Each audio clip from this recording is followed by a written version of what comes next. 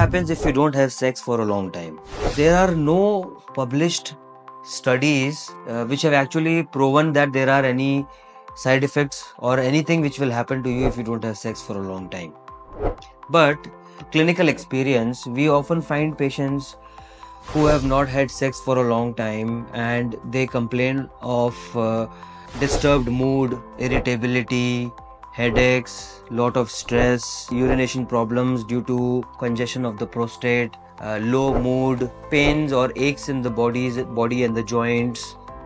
So these are few things which men have told us that if they don't have sex for a long time, they suffer from these kind of problems. Some men also say that the erections become weak if they don't have sex for a long time. So there is no scientific study which has actually proven that not having sex will cause these problems.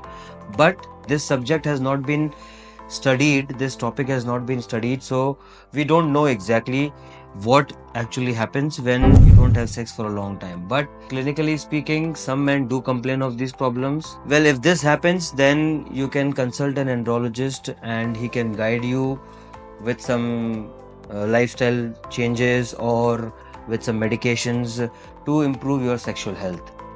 But yes, there have been studies which show that regular ejaculation or regular sexual activity improves the prostatic health. Now, prostate is a gland which is present in males.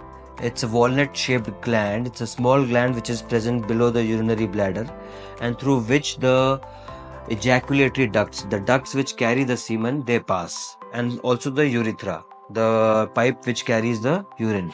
So if the prostate is congested, which can happen when you don't have sex for a long time or when you have not ejaculated for a long time, so that can become congested and it can cause inflammation in the prostate, which can cause problems with erection or problems with premature ejaculation.